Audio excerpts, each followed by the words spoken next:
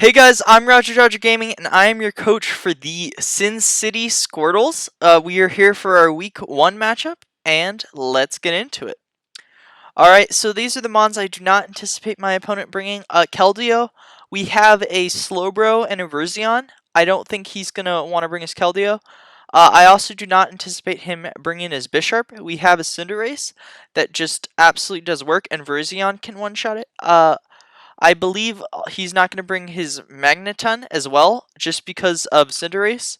Xatu, I'm not really anticipating him bringing, because I don't think it has a great matchup. I have a Pangoro, which kind of puts in work, and I think just overall, like, it can be stalled by like a Slowbro and stuff.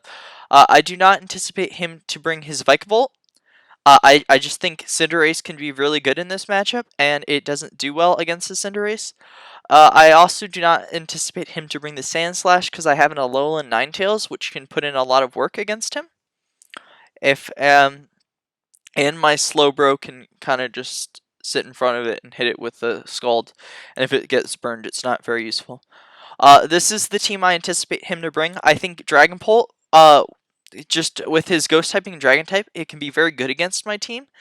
He can Shadow Ball my Slowbro and do a tremendous amount of damage, and he can Flamethrower my other threats like my Galvantula and Verzion, and it can just be overall, it gets pretty good coverage, so it can be a threat. I anticipate him to bring his Tentacruel, just because it's a bulky water type, and for like Cinderace, it kind of can eat up some of the hits, and allows him to potentially set up Toxic Spikes, which can be useful against me, and it kind of can go a 1v1 with Slowbro, but with my Slowbro being Psychic, it kind of is hard for it to kill. I anticipate him to bring his Mamoswine, just because with its thick fat ability, it can take a hit from Cinderace and kill it with an Earthquake, potentially. And it can be a problem just general with like its ice typing is very good against like Verzion and that kind of stuff. I definitely anticipate him to bring his Whimsicott. It can attack my Dragon type on the team, which is my Dredagon. And it can be very good against like Slowbro with the Grass type, and Moonblast I think is pretty unresisted on my team. I definitely anticipate him to bring Quagsire. This is probably his best way to stall out my Slowbro. With his Water Absorb, he can eat the Scalds I go for, and it'll heal him. And he can potentially take a few hits from my Cinderace because of it being 4 times resisted.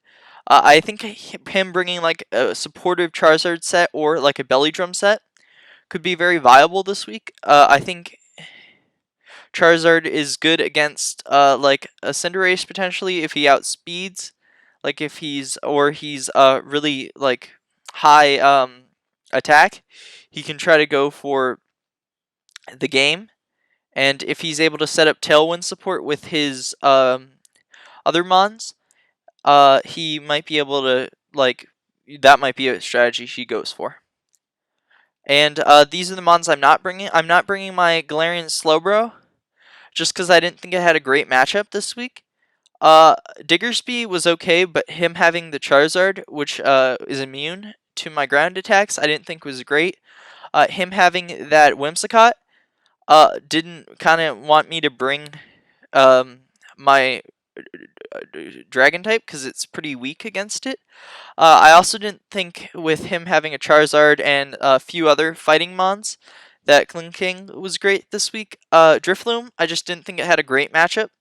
And again, with his variety of fighting types, I didn't think Alolan Sandslash had a great matchup. Alright, so let's get into our first mon. We have Bugs the Cinderace. We're rocking a choice band with Pyro Ball, U-Turn, Sucker Punch, and Zen Headbutt. So this set is really good against his team. Pyro Ball can do a ton of damage to him. He doesn't really have too many great switch-ins for that, and if they do, I can like potentially U-turn out on them and get in another threat or a defensive mon that is allowed to take those hits. Sucker Punch is for the Dragon Pult. We do a tremendous amount of damage to him using that. And Zen Headbutt is for some of his fighting types, specifically the Keldeo. And yeah, we are not, another important thing, we are not able to run Cinderace's hidden ability in this league. We have to run Blaze, so that is why I have Blaze, just to clarify that. We have our defensive Mon, Slowbro, with rocking his Regenerator ability with Scald, Slack Off, Teleport, and Ice Beam. Teleport is a low priority move, so we can potentially eat a hit, teleport out, and then go into our Cinderace, outspeed the Pokemon that was there, and be able to hit him really hard with the Pyro Ball, or potentially do that with a couple other of our mons that are pretty fast. So this is our really big defensive backbone. His team is very special.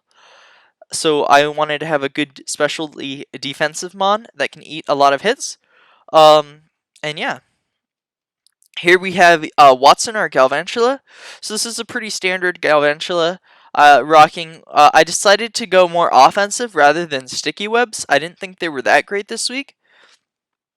Even though Dragon Pult's pretty fast, I think it will catch more off guard for me to be a attacker rather than like a standard focus sash like sticky web set. I think this is probably a better idea because most people, when they think Galvantula, it's like, oh, sticky webs. But if I'm not sticky webs, I can really throw off my opponent. So that was the goal for week 1, just to kind of throw them off a little bit. Here we have our Alolan Ninetales, which is rocking the it was supposed to be Snow Warning, but I in the battle I did the ability, so it's Snow Cloak, so that really doesn't do us any good. But yeah, so we have Blizzard, which is just goes pretty much unresisted. That's Freeze Dry for his water types, and Aurora Veil to be able to set up Veil. Unfortunately, we are not able to do that because I screwed up the ability, because Aurora Veil requires Hail, and my Pokemon was not able to set it up. It didn't affect us too bad, but yeah. Moonblast is there for just overall hard hitting. It's very good against like a Keldeo, and it's good against his Dragon Pult. It's just pretty unresisted against his team, and can be a very good like move to click when things are dicey. And our Choice Scarf allows us to outspeed the majority of his team. We have Poe the Pangoro. This is my switch in to Dragon Pult. If he is a Dragon Pult can be a very big problem for me. So this allows us to kill him. We can eat pretty much any hit he wants to go for, and just hit him with a knockoff, and that is pretty much guaranteed to kill 100% of the time. And if it doesn't, we can pick him off with a Bullet Punch. So this is my dedicated switch in to a Dragon Pult, because we can do a ton of damage to him. Alright, and then our final mon is Virizion. We are rocking the Sacred Sword, so in case he tries to bulk up on any of his mons or has any stat moves, Sacred Sword allows us to hit through that, and it doesn't count towards that. We have Leaf Blade. That's going to be great against his defensive mons, his bulky water types, that allows us to just hit them really hard. They do not appreciate a Leaf Blade. A Stone Edge is there for his Charizard. We can stay in on Charizard, hit a Stone Edge, and that is a guaranteed one-shot. And Mega Horn for his like Bisharp, or well, probably wouldn't use Mega Horn on his Bisharp, but it's just overall good coverage for his Psychic type mons and stuff. So yeah, that's pretty much there for Xatu, is what the Mega Horn's there for. Damage, I think, is best mon. Dragon Pult's going to take a lot. It's going to take roughly, I'd say, 50% from this. A little less than 50. But again, it does a lot of damage. I'm going to go to my Slowbro, because I'm pretty sure he's going to go for Flamethrower, and Slowbro will be able to eat that hit no problem.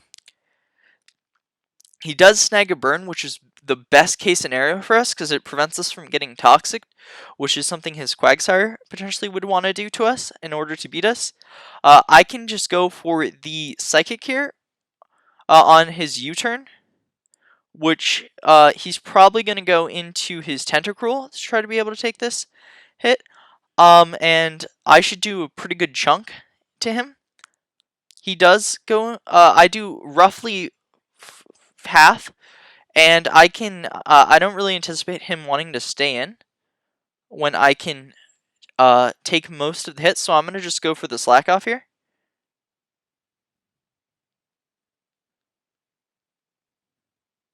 And we do get the slack off here. I can just go for the Psychic, and he can't do too much to me. He can go for another U-turn. If he wants, he can also go for a Grass move, but I should be able to live any hit he wants. He goes for the Moonblast. Unfortunately, gets the special attack drop, so we're going to want to switch out on the following turn. But we are able to pick off that Whimsicott, so that's great, because that prevents him from setting up Tailwind to potentially aid his Charizard, but I don't think he's going to be Belly Drum Charizard at the moment, because his team seems like that's not what he wants to do. So I can easily just go into Pangoro here, which is what I'm going to do. I can hit him with a knockoff if he wants to switch. He's going to Phantom Force, so that's a 2-turn move, so I'm guaranteed to get this kill, and that should do roughly 30% to me. So I should eat that hit pretty well, and I can hit him with a knockoff, and I should pick up this Dragon Bolt right here, which I do. So that's great. He's probably, my guess is probably a Tentacruel or a. I think he's probably reluctant to switch to Mammoth, so he does go Tentacruel. I'm gonna just stay in. I can hit this thing with a knockoff, get rid of his Black Sludge, and be doing a tremendous amount of damage to him as well. So yeah, I hit him for 50. I can guaranteed to pick up this KO with Bullet Punch, so I'm going to do that and just pick up the Tentacruel. So we're looking very good. I anticipate him to probably go into his Mamoswine. Depending on what set he is, he could outspeed me. And that would be pretty. So I'm going to just go for the close combat here. He probably outspeeds me. He does, so he picks me up with Earthquake. So that's not a big deal. I can just go into my Verzion here and hit him with a not close combat, rather, Sacred Sword. And that should pick up this Mamo. If he wants to switch, he can go into Zard, but that's going to take a ton of damage as well. And I am Life Orb, so I have the ability to change.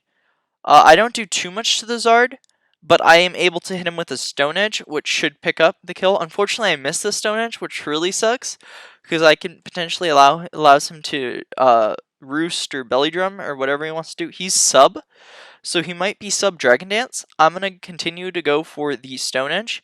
I keep missing the Stone Edge, which really sucks. He's going to Toxic me. I'm going to switch out into my Slowbro because I'm sure he's going to go for a Fire move here. And I don't want to take up too much damage on with the Toxic on my Verzion. So I read that correctly, and he's going to go for the Flamethrower. That's not going to do too much to our Slowbro, and we are able to just toss up a Scald here, which will break his sub. And he has the ability to either switch out if he wants to, or we'll be able to pick up his Zard on the following turn.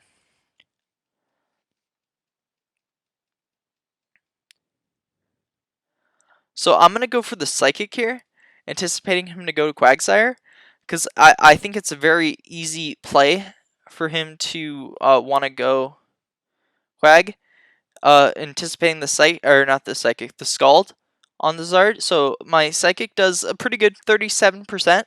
I can just stay in on this thing. The worst he can do, now that I'm burned, is Earthquake me, and that should not do a ton to me. And I am still able to do a pretty good chunk to him. So yeah,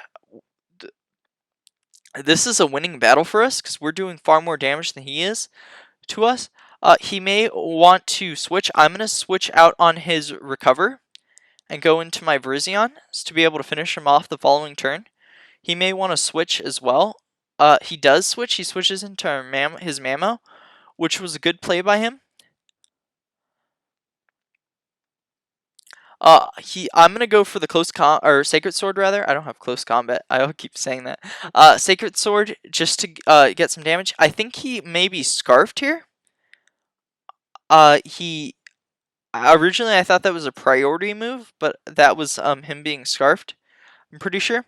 So I go into my Cinderace because I should outspeed a banded set, and he goes into his Zard. I'm in a Pyro Ball, and I get a crit. I don't think the crit mattered. It might have, but the Pyro Ball is able to pick up his Charizard. He can go in, to his Mamo again, depending on what set he is. I can kill him.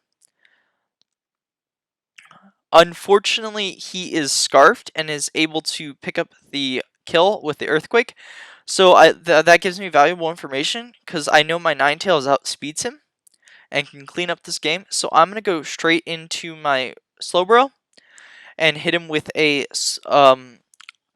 Psychic in case he goes into his Mammoth, or not his Mammoth, his Quagsire, anticipating me to go for the Scald because it would do a lot more damage. He doesn't he doesn't switch, he stays in. So I'm going to switch into my Galvantula on the Earthquake. So I can get some Regenerator on my Slowbro.